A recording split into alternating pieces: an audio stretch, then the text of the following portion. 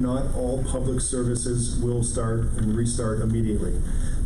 The city shares its stage 3 reopening plan. While some spots can open up right away, others are going to need a little more time. We break it down. Plus, we have to make sure we're dealing with these issues head on. More reaction to the Ontario Civilian Police Commission's report looking at the Windsor Police Service and its board. We hear from board members about how to move forward with the 37 recommendations for change.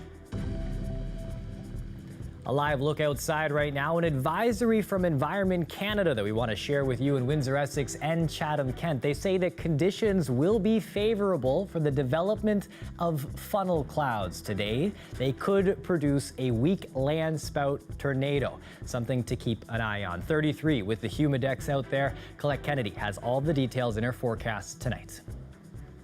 I'm Chris Ensing. Thanks for joining us. The City of Windsor is preparing for the move into stage 3, a step closer to normal as more of the city opens up to the public starting tomorrow with COVID-19 safety measures in place, of course. Stacey Janser's been following this story. She's outside of the Aquatic Centre. Stacey, people will be able to use that soon, but how soon until they can swim? Well, Chris, it'll be a few weeks. The city says the Aquatic Center here behind me will open to the public on August 31st. So aquatic clubs can go back to training. People can start reserving those single lanes for swimming. But it's going to come with some restrictions because you can only have 50 people indoors at once. The city says those new safety protocols will be listed on the Aquatic Center's website shortly. Now, sports fields are also going to reopen, but with a number of measures and restrictions in place.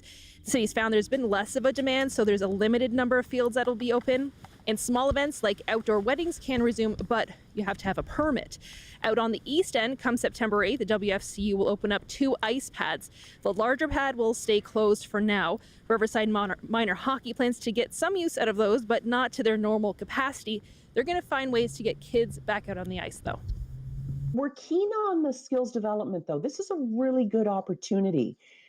I don't care how old a hockey player is. He can always learn something new. So over the course of a regular season, you know, a house league team is on the ice twice. So once for a practice, once for a game. A travel team is on the ice minimum 3 times a week, twice for a practice, once for a game or more for games.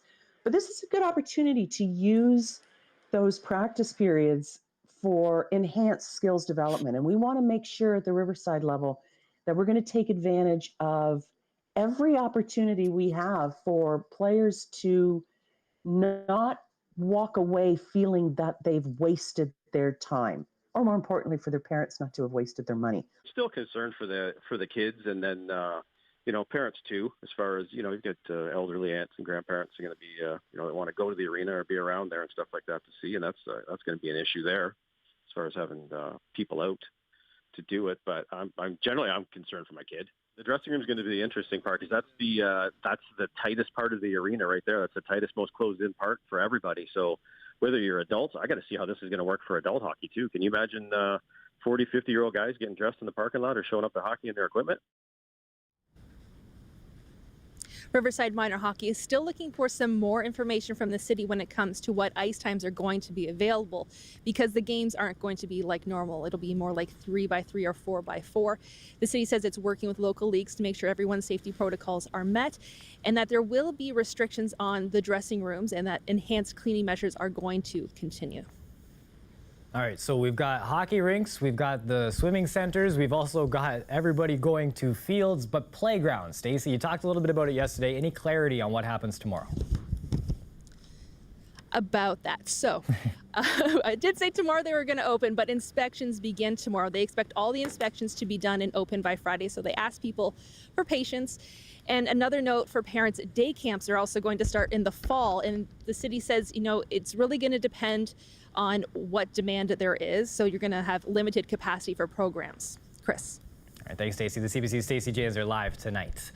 Now, starting tomorrow, Windsor's second largest employer can reopen, but Caesars Windsor won't be ready to do it just yet. The city says it's in contact with the regional president of Caesars Entertainment, saying that they're all anxious to get the casino open as safely as possible. You know, it's been brought to their attention that you can have more folks in a Walmart than a casino when the floor space is, you know, double, triple, or 4 times the size. So they're working through the issues with their public health experts, trying to change the rules in a thoughtful way that will allow the casino to actually open and have the possibility to at least break even. Now, casinos are still limited to allowing 50 people inside at one time. A representative for Caesars Windsor says the capacity limits will have an effect on their ability to reopen. So they're working on a plan that would support a large volume of guests. They're working on finalizing that plan and securing the appropriate approvals from medical and government authorities. A quick update as well on the Ward 7 by-election. That's for the empty seat on City Council left vacant by Windsor-Tecumseh MP Eric Kuzmaricek. Now, that election was supposed to happen in April, but then, of course, was postponed because of the pandemic with no new date in sight. But today, officials say that it might take place in early October and that we can expect more details later this week. We're continuing to take a look tonight at the recommendations to address a number of workplace issues at the Windsor Police Service. The 72-page report was released Friday from the Ontario Civilian Police Commission after a 2-year investigation. And there's a long list of recommendations. And now we're hearing from people on the board who have the ability to affect change. The CBC's Jason Vio joins us live here now. Jason, what are you hearing? Well, Chris, I'm being told that it's a monumental task. There's a lot of work to do, and a year isn't a lot of time to do it. Now, the Ontario Civilian Police Commission issued 37 recommendations they made public on Friday, and they're asking the Windsor Police Service to get back to them within a year, letting them know how the implementation is going. And many of them are around policy or procedure updates and strengthening those. And some of those include specific direction on when something should be handled internally versus externally. And also that includes updating the recently created directive on how calls involving the chief or deputy chiefs should be handled. And also a new strategic plan around addressing a lack of female officers, which the OCPC labeled a high priority. They also want the service to improve equity, racial diversity, hiring and promotional processes, and workplace harassment policies. And they want to see more board oversight. Now, ultimately, the OCPC found that there is much for the Windsor Police Service to be proud of, but at the same time, a lot of work to do in addressing some of those systemic issues. And they also found that there was no corruption or misconduct based on the allegations that they investigated. The interesting part is a lot of the issues were legacy issues, which is a good thing, and that, they were more prevalent in the past than they were today. But again, that doesn't mean that we're done addressing them. And that's something we'll work on going forward. Now, Windsor Mayor Drew Dilkens, who's also chair of the Windsor Police Services Board, said the board will move at its next meeting and meetings following that to thoughtfully implement these recommendations. And when it comes to the recently created policy around how 911 calls are handled if it involves the chief or deputy chiefs, for example, the OCPC called that policy inadequate. They want to see it strengthened. But Dilkens says it's ironic they felt that way because they worked with another arm of the provincial government, in this case the Ministry of the Attorney General, to draft that very same policy. So Jason, you talked about it there earlier, a year to talk about how they implement some of these recommendations. What's next that happens here?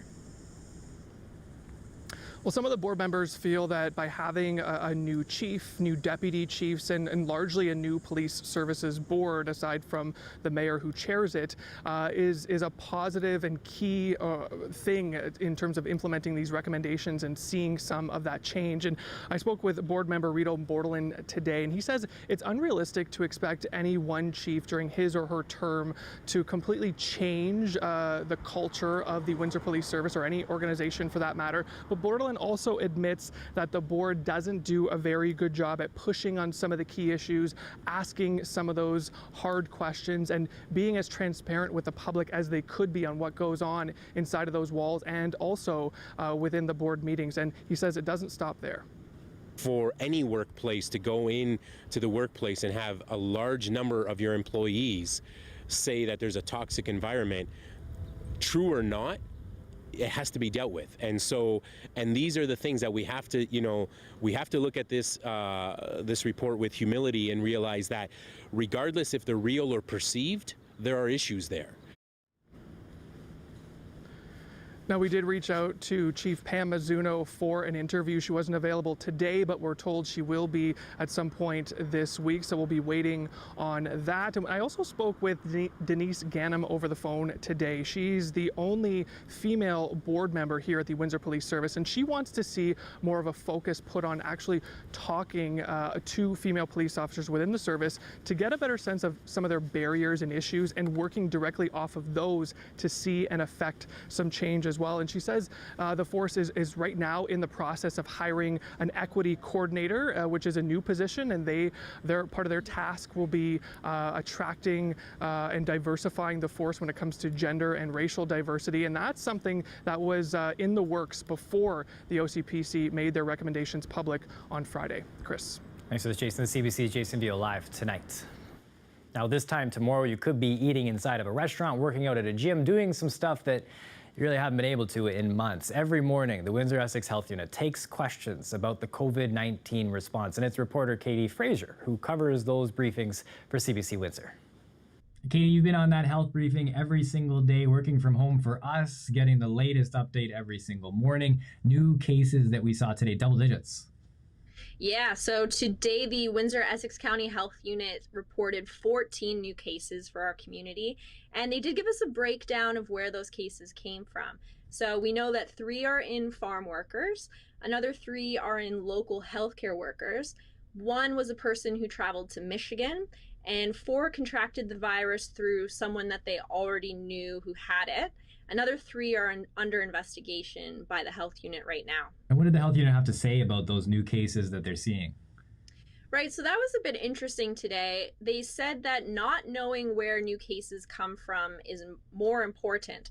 Right now, our medical officer of health seems confident that the cases that are presenting themselves are through known sources of the virus. But here's what he had to say about those sources that we don't know. If we know that where these sources are coming from, and it concerns me more when we don't have an identified source, which we attribute it to community spread. And if those cases are increasing, that would be my concern. Interesting that we're still in that spot where he's able to trace these cases back. Provincially, though, where does this put us on the scale of other communities? Right, so Ontario today reported 33 new cases of COVID-19. That's the lowest number on a single day that we've seen since March 19th. But obviously Windsor Essex accounted for a large chunk of those new cases. And yesterday, ours was the only public health unit to reach numbers in the double digits. Yesterday, we had 11 new cases here. Now, one thing that we keep hearing about, you keep bringing it up in our office, is that the health unit keeps getting asked about masks. Stage 3 tomorrow, a couple new places opening up. What do people need to think about? Right, so first things first, the health unit has always said that anytime physical distancing is a challenge, that you should be wearing a mask. So whether you're indoors or outdoors, wherever. And at the end of June, I think most of our audience knows by now that the health unit had put in a mandatory mask policy. Anytime you're in a commercial business, you need to have your mask on. Now, they did give us a couple more specifics. So starting tomorrow, we know restaurants can reopen. If you're going to be dining inside a restaurant, you need to be wearing a mask anytime you're not eating or drinking. If you're on a patio, you don't need to wear a mask. And staff at restaurants need to be wearing masks anytime they're in publicly accessible places. But gyms, which also are open tomorrow, you do need to wear a mask again if you're in a public place exercising. Does not count though. So when you're working out, you can take that mask off. And of course, the exceptions that we saw at the end of June still apply now. So young children don't need to be wearing masks, and if you have a medical reason, you're also exempt. The health unit gives a full breakdown, though, of all the details on their website if you need to check out for more. And we have that on our site as well, www.cbc.ca/Windsor. Thanks for this, Katie. Really appreciate it. No problem. Now, Chatham-Kent has become the latest municipality to make masking mandatory in some indoor public spaces. The new bylaw was passed last night, going into effect on Friday. The medical officer of health for Chatham-Kent, Dr. David Colby, has been hesitant to enforce the mandatory use of masks. He says while there is strong evidence to support the effectiveness of medical-grade masks, It's not clear when it comes to cloth masks, he says. The motion for the new bylaw was made by Councillor Brock McGregor, who said many physicians in the community are in support of mandatory masking. It's an election like no other. Walpole Island has nominated 2 celebrities to run as chief: Canadian actor Ryan Reynolds and Beatles musician Paul McCartney. The Indigenous Community's Director of Operations says it's a well-known possibility that candidates can be non-Indigenous, but because their elections are governed under the Indian Act, he also says nominating a non-member to run as chief hasn't been done since 1868. In their very first election. He says the community's response to these 2 particular nominees has been mixed. I think the opinions really vary. I think some people are tickled by it, and others probably feel like it may impact the sanctity of the electoral process. And many people do find the electoral process a very important component of governance in the First Nations. So we're trying to do our best to support the membership in that way. Now, he says that they're going to make their best attempts to contact Reynolds and McCartney and see if they can get them by 4 p.m. on Thursday. That's the last day when they'll be able to remove their name from the ballot. A Windsor artist is hoping to raise awareness of racial inequality through his artwork. Monty Scott donated this portrait to the town of Amherstburg last night. It's called Chained No More, one of a series of paintings that captures the Black Lives Matter movement. It took him 32 hours to make. He says it's a timely piece depicting the struggle of Black people throughout history. He hopes to contribute to the movement through his art. I don't want the message to die. It seems like the fire's flickering and burning out a little bit. Before the work is done with the social differences and equality, before the work is done, let's not rest on our laurels. Let's keep going, keep the fire burning. We have a lot of work to do. Joe Biden has announced his running mate for November's U.S. presidential election, and it's Kamala Harris. Harris is a U.S. Senator, first elected in 2016, representing California. Before that, she was the state's Attorney General and a district attorney in San Francisco. Harris ran against Joe Biden in the Democratic primaries and clashed with him in a few debates last year. But since dropping out of the race, she's appeared with him at a few online fundraisers. Harris has a Canadian connection, too. She went to high school in Montreal. The annual Olette Car Cruise is returning for a 5th time this Friday, but the pandemic means things are going to be a little different. We're not going to have people down in Festival Plaza looking at the 1,000 cars because of the social distancing rules that have been laid out by the health unit, by the city. Now, that's normally how the car cruise in the past would kick off, but instead this year's event will see drivers gather on Riverside Drive between Goyou and Glengarry. They'll also be required to remain in their vehicles throughout the entirety of the cruise. Officials were close to putting the brakes on the event this year due to a lack of funding. That was last year, but car enthusiasts say it's an important event for our area. I seen that they were going to cancel the event. I'm a car enthusiast, and all these people, they got their hearts into it, their blood, sweat, and tears. And when they were going to cancel this, it upset me. So we became the sponsor, and I'm glad we did. You know, it's something that this city needs, the downtown core needs.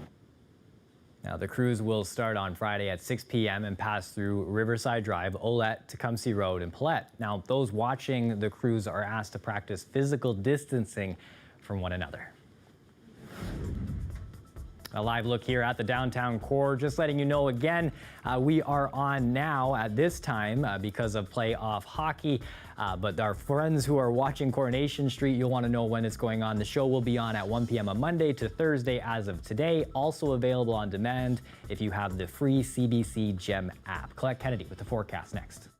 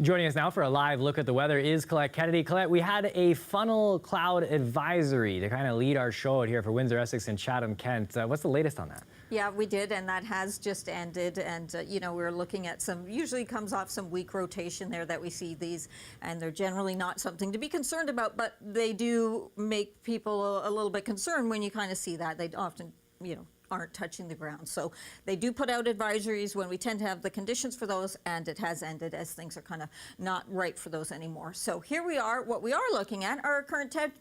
27 degrees we're sitting at. Chatham-Kent sitting at 25. Now, in terms of the humidity, yes, we still have a humidex value to be concerned about in the mid-30s, so still some stickiness, but we really are changing in terms of the air mass, what we've had in place for a new air mass that's going to be a little more comfortable for a few days. So cold front been working its way through, changes the direction of our winds, and we're going to find those dew points coming down a little bit, and not only that, high pressure building in. We're going to have a string of kind of nicer days here with some drier conditions as well. So this line of storms way off into eastern Ontario, making its way into Quebec with some active weather there. That's along that cold front as it's been pulling off to the northeast. So that's where the active weather is. But the nicer conditions and the quieter conditions, although a few spotty showers possible, really we're just seeing things just kind of calming down now. So that's nice. I know when you're talking about humidex values that are still in the mid-30s, it doesn't necessarily feel that comfortable yet, but things are going to be getting a little more comfortable here over the next couple of days. It's also nice conditions as we get into some of this clearing for the Persides meteor shower, kind of peak conditions tonight. And I want you to see that as we get those skies in order, then we're getting into those good conditions as well. So you just have to get away from the lights of the city, and there you go. Overnight tonight, our temperature is getting a little bit cooler, so those lows dropping down 15 to 16. A few spots could even go just a tiny bit cooler there. So that's what we're looking at through the overnight. This is what we're looking at over the next few days. In terms of those temperatures, still warming up. We're still talking about highs about 30 degrees for the next few days, and then upper 20s after that. It's just that it's not going to be quite as sticky, Chris. That's good to hear. Thanks for this, Colette. Yeah, you're welcome.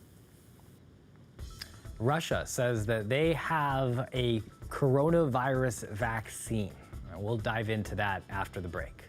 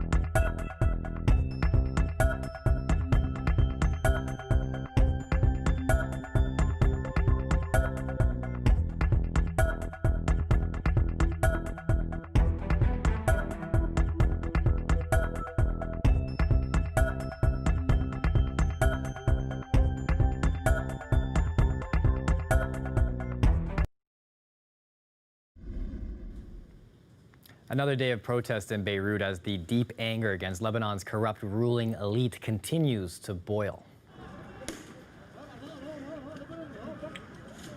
Protesters in Beirut are clashing with riot police for another night. Demonstrators are demanding help and political change. At least 171 people died and some 300,000 others are homeless and hungry after last week's massive explosion. Survivors say the government's resignation yesterday is meaningless since the same group was asked to act as a caretaker government. Many top Lebanese officials knew about the stockpile of explosive material for years, but did nothing about it.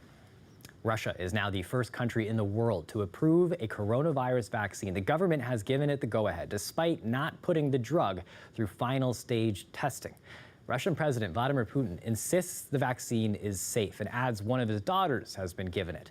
Dubbed the Sputnik vaccine, mass inoculations could begin as early as October. But there are questions over how quickly the vaccine was developed. Human testing began in mid-June on just 76 volunteers rather than the usual thousands. But both Russian and international researchers are skeptical it works. They also point out that Russia has yet to publish any research on the vaccine in a peer-reviewed journal. Now, if you had your fill of Netflix during this pandemic, there's a new show that you can watch tonight, and there was one that some people say is beautiful to see. The annual Perseid shower is expected to reach its peak overnight. NASA says it's sure to be one of the best meteor shows of the year with 50 to 100 fireballs. I was trying to take a peek of it myself off the side monitor. It will be gorgeous, and at Point Pelee, you will be able to pop into the park to take a view of it away from some of those bright lights that you might be used to. It's 5:29 p.m. and we are done tonight. Thank you for watching. If you have any more information that you want to know about these stories, go to cbc.ca/Windsor. That's where you can find us. We leave you with a final look of that car cruise.